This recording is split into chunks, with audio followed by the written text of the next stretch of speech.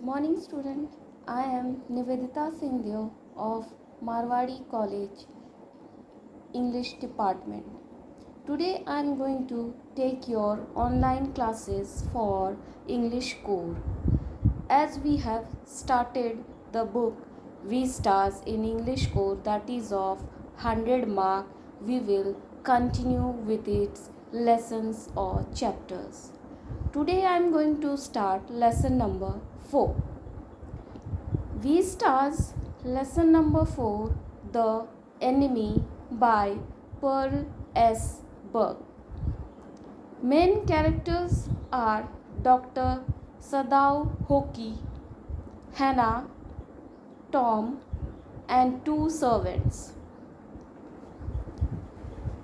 The story starts with the education qualification of Dr. Sadao Hoki. Dr. Sadao Hoki's house was built on the Japanese coast. Dr. Sadao Hoki was from Japan and his house was built near the sea coast. His father never joked or played with him. Sadao knew that his education was his father's chief concern. Dr. Sadao's father was very strict and he was very much concerned about his education, and he never joked or played with Dr. Sadao Hoki in his childhood. For this reason, he had sent him to America to learn surgery and medicine. And for higher studies, Sadao Hoki's father sent him to America to study doctorate or medicine and surgery. He had come back at 30.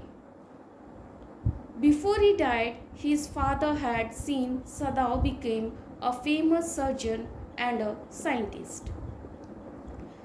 When Dr. Sadao Hoki became doctor and returned to his home, Japan, he was 30. Before his father died, his father had seen him as a doctor and a famous scientist and a surgeon. Whatever his father wanted to be a Sadao Hoki in his life, he had done that, and he had satisfied his father's concern about his professional life. Sadao had met Hannah in America. He did not fall in love with her until he was sure she was a Japanese. Dr. Sadao married Hannah in America, but he did not fall in love with her until he was sure that by race or religion she was a Japanese. His father would never have accepted her unless she had been pure in her race. If he had married an American, his father would not have accepted her as a daughter-in-law. But when he was confirmed that Hannah is a Japanese by birth, he accepted her and got married. Sadao met her at an American professor's house. They came home to Japan. Dr. Sadao met Hannah at an American professor's house where he used to visit, and they came back to Japan and then they got married. They never married in Japan, but they returned their home country and then they got married. The marriage had been arranged in the old Japanese way. They were perfectly happy and had 2 children. When they returned home, they married with traditional culture and values in Japanese style. They were perfectly happy and they had two children. Sada and Hannah found something coming out of the mist. They both lived happily when suddenly one morning they saw from the mist of the sea some shadow was coming from the mist. A man seems to be crawling on his hands and knees. When they uh, got, got nearer to the man, they found that a man is crawling in his knees and hand and coming out from the sea. He was wounded. They then saw him fall on his face and lie there. They saw that the man was very much wounded and he suddenly fall from his face and lie there. He lay motionless on the sand. He could not move and he fall down on the sand and he was unconscious. He was a white man. On the right side of the lower back, a gun wound had reopened. When they got nearer to him, they saw that this was a white man and he had a wound in his lower back that had been reopened, and the wound was a gun wound, gun bullet wound. He was bleeding. Dr. Sadao packed the wound with the sea moss. At emergency, Dr. Sadao suddenly when he saw the bleeding, he suddenly packed the wound with the seaweeds. The man cried but did not awake. When he put the seaweeds on his wound, he was cried but could not awake. He was so much weak that he could not wake. They read the faint letters on his cap. U.S. Navy. The American was a prisoner of war.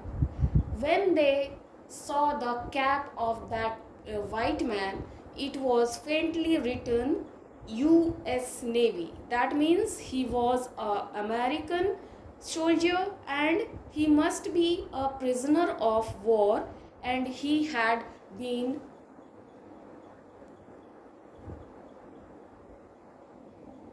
escaped from the prison of the Japanese army.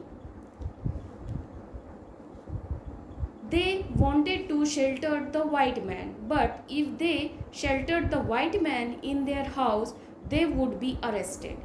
If they returned him over a prisoner, he would certainly die. The couple was in a fix. All Americans were their enemies. They wanted to shelter the white man, but they are in a dilemma. They could not decide whether they should take him to their house or they should call the police, as all the white men or the Americans were their enemies. If he were healthy, they could turn him over to the police. But second thought, they thought that if the soldier was healthy, they could have turned him over to the police. But he was wounded. He would die unless he was operated on. At any rate, something was to be done with him. The two servants were frightened at what their master had just told them, and they decided that they should keep the white man, and they are going to shelter the white man. By hearing this, their two servants were very much frightened what their master had just told them. They thought their master should not heal the wound of a white man. Even Yumi refused to wash the wound of a white man. The servants said to his master that they should not hide the white man, and they should not treat the white man because a white man was their enemy. Even Yumi refused to wash the wound of a white man. Yumi was their compounder, and he even did not want to wash the wound of a white man. Hannah herself washed Tom's breast and face with steaming hot water carefully. So Hannah has to wash the white man. His name was Tom.